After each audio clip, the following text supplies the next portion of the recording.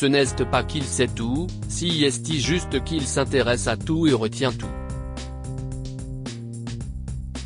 Paul Elrarat, timide et emblématique gagnant des 12 coups de midi en 2019 sur TF1, ayant remporté 700 000 € alors qu'il était tout juste âgé de 20 ans, a un cerveau construit différemment de la majorité d'entre nous. Atteint du syndrome d'Asperger, il combat ces démons qui, souvent l'envahissent, pour tirer le maximum de ses capacités intellectuelles hors normes et s'en servir pour vivre de ce qui le passionne, la culture, l'histoire et tout ce qui peut le nourrir intellectuellement.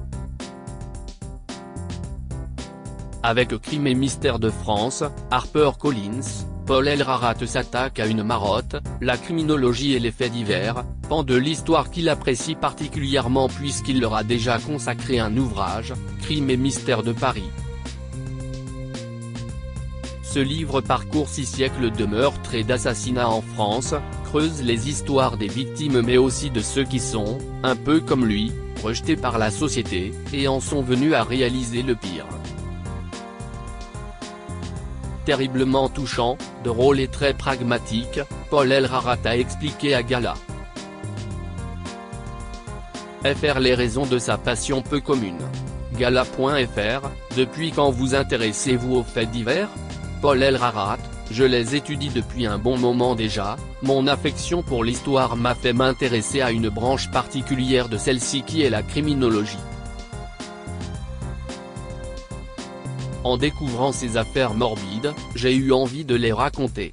Gala.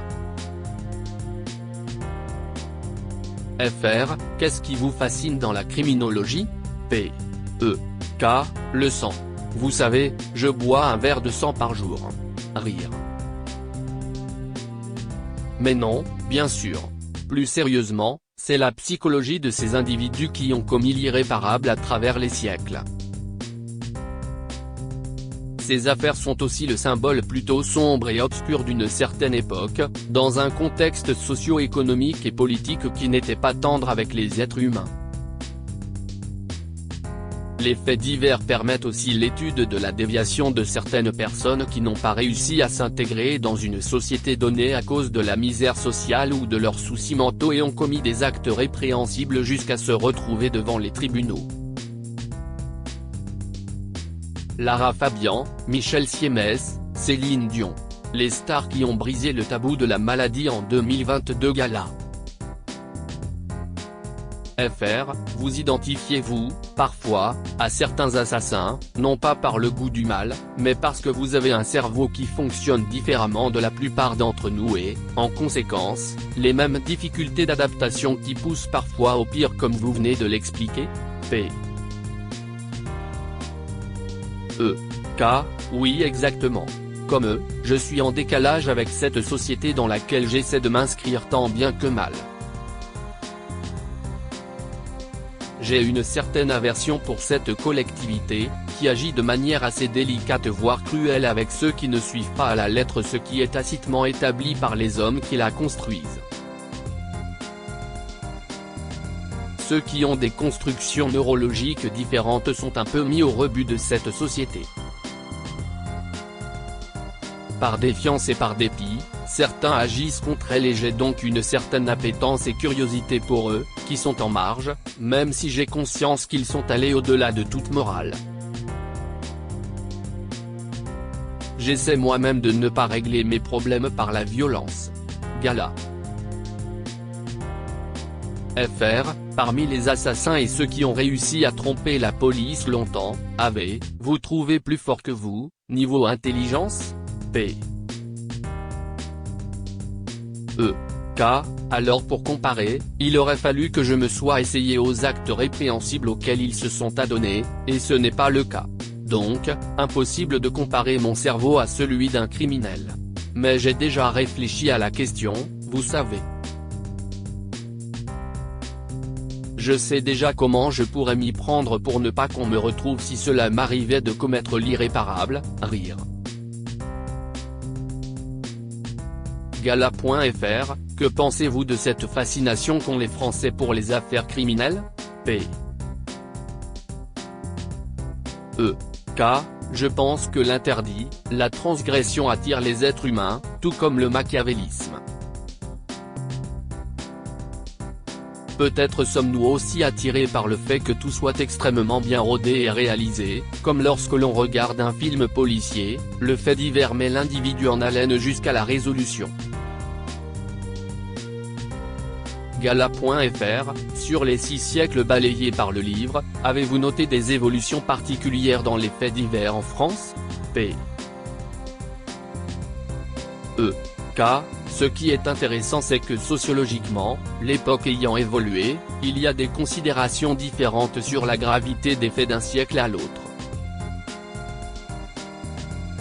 Prenons l'exemple de Marie-Louise Giraud, on a considéré que ces crimes méritaient la peine de mort car elle a aidé des femmes à avorter au début des années 40 alors que c'était interdit. Aujourd'hui, ce ne serait évidemment pas le cas. Ce qui est certain, c'est que plus on avance, moins le crime parfait existe.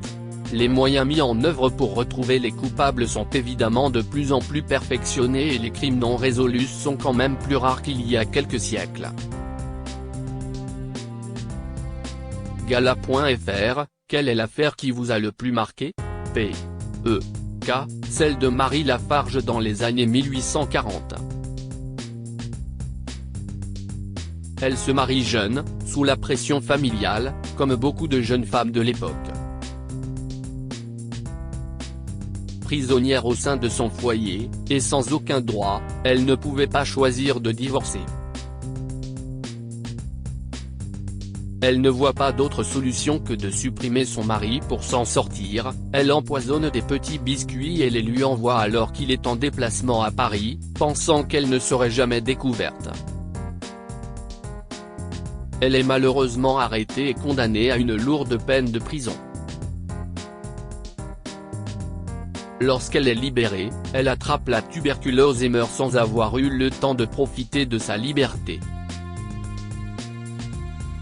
C'est une histoire qui me touche, car malgré l'empathie que l'on peut ressentir pour la victime, cette vie non choisie par Marie Lafarge et les conditions sociales de l'époque qui l'ont amenée à commettre l'irréparable peuvent se comprendre. C'est un dossier symptomatique d'une époque durant laquelle les femmes étaient impuissantes, devaient rester dans l'espace domestique et ne trouvaient parfois pas d'autre issue que par le crime. Gala.fr, votre livre s'arrête avec la condamnation de Marie-Louise Giraud en 1943. Prévoyez-vous un second tome sur les faits divers plus récents? Je ne m'aventure pas sur ces affaires car les familles sont encore vivantes et par respect, je ne préfère pas revenir dessus. Imaginez-vous que même avec certaines affaires très anciennes, je me suis fait embêter par certains descendants. Gala.fr, vous intéressez-vous aux affaires criminelles contemporaines? Ou aux faits divers du moment? Comme la disparition des 1000 dont on parle depuis le mois de juillet. Comme je n'ai pas les tenants et aboutissants de ces enquêtes, je ne me permets pas de me forger un avis et je n'en sais pas plus, malheureusement. Gala.fr, regardez-vous des émissions ou des podcasts liés aux faits divers? Je n'écoute aucun podcast et je n'ai pas Netflix. Je ne suis pas non plus un fervent auditeur de Christophe Ondelat ou de Jacques Pradel. En revanche, quand j'étais plus jeune, je regardais les enquêtes impossibles de Pierre Bellemare. Gala.fr, vous qui connaissez bien maintenant les plateaux télé et la radio, si l'on vous proposait d'animer une émission radio ou télé sur les crimes et les faits divers, vous accepteriez?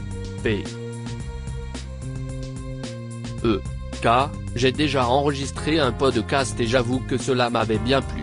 Il faudrait que je m'améliore sur certains points mais cela me plairait de présenter une émission sur le sujet si l'occasion m'en était donnée. Gala.fr, avez-vous envoyé votre livre à Jean-Luc Reichmann et Laurent Ruquier? Laurent Ruquier l'a reçu et lu, il a même posé une question aux grosses têtes à propos de mon livre. je sais qu'il l'a apprécié. Mais en ce qui concerne les autres, je ne sais pas. Crédit photo, Peruso Tribeca.